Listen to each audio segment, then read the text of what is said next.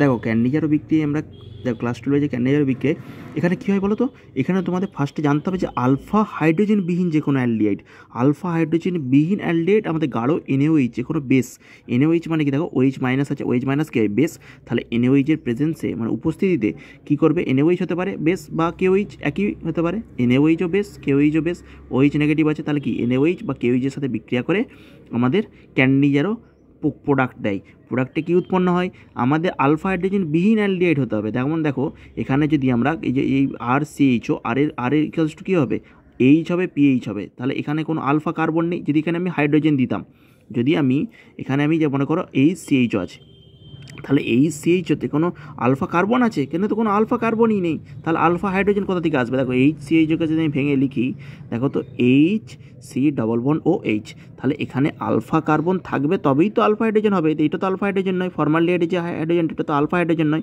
কার্বনিলের পাশে যদি এখানে যদি আমি CH3 দিয়ে দিতাম, দেখো তখন এটা আলফা কার্বন হতো, তার হাইড্রোজেনকে আমরা আলফা হাইড্রোজেন বলতাম।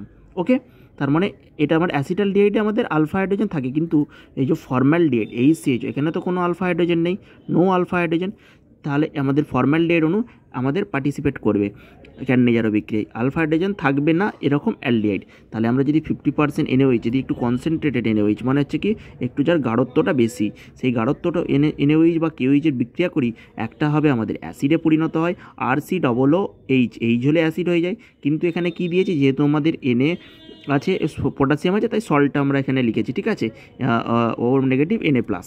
আর এখানে একটা হচ্ছে অ্যালকোহল, একটা আমাদের জারিত হবে একটা বিজারিত হবে, একটা জারিত হবে একটা বিজারিত হবে। জারিত হওয়া মানে কি অ্যাসিড উৎপন্ন করবে, জারণ মানে কি অ্যাসিড উৎপন্ন করবে, বিজারণ মানে কি অ্যালকোহল উৎপন্ন করবে। এবার আমরা যদি মিশ্র ক্যান্ডিজার মানে দুটো আলাদা আলাদা আলফা হাইড্রোজেন বিন, এখানে এইচসিএইচতে কোনো আলফা হাইড্রোজেন নেই, এখানে পিএইচ, দেখো তো পিএইচ মানে কি ফিনাইল রিং, ফিনাইল রিংয়ে কি কোনো আলফা হাইড্রোজেন আছে, এর সাথে যদি আমরা সিএইচও দিয়ে দিই, দেখো তো এখানে কোনো তো আলফা হাইড্রোজেন নেই, যে কার্বনিল তার পাশের কার্বন এইটা, তাহলে এখানে তো কোনো আলফা হাইড্রোজেন নেই, দেখো দুটো হাত হয়ে গেছে, এখানে দুটো হাত তিনটে চারটে হাত হয়ে গেছে, তাহলে আলফা হাইড্রোজেন তো কিছু নেই, এখানে দুটো চারটে হাত হয়ে গেছে। তাহলে আমাদের দেখো ফর্মালডিহাইড থাকলে কি সবসময় সেটা অ্যাসিডে পরিণত হবে, আর বেঞ্জালডিহাইড থাকলে সেটা অ্যালকোহলে পরিণত হবে। ফর্মালডিহাইড যদি কোথাও থাকে সেটা সবসময় আমাদের অ্যাসিডে পরিণত হবে, ফর্মালডিহাইড যদি কোথাও থাকে সেটা আমাদের সবসময় অ্যাসিডে পরিণত হবে। বোঝা গেছে? দেখো এইচসিএইচও যদি কোথাও থাকে, একটা হচ্ছে আমাদের জারিত হয়ে যাচ্ছে, এইচসিএইচও জারিত হয়ে কী হয় বলো, অ্যাসিড।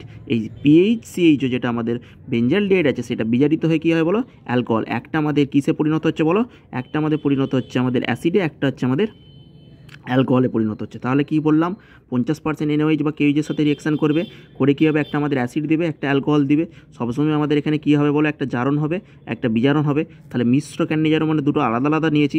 যদি আমি শুধু দুটোই ফর্মালডিহাইড নিতাম, তাহলে দুটোই ফর্মালডিহাইডের প্রোডাক্ট পেতাম, একটা হচ্ছে একটা হচ্ছে অ্যাসিড পেতাম, একটা হচ্ছে অ্যালকোহল পেতাম। কিন্তু এটা যেহেতু এটা মিশ্র মানে দুটো আলাদা আলাদা, এইচসিএইচ ও ফর্মালডিহাইড বেঞ্জালডিহাইড, তাহলে ফর্মালডিহাইড থাকলে সবসময় জারিত হবে, বেঞ্জালডিহাইড থাকলে সবসময় বিজারিত হবে।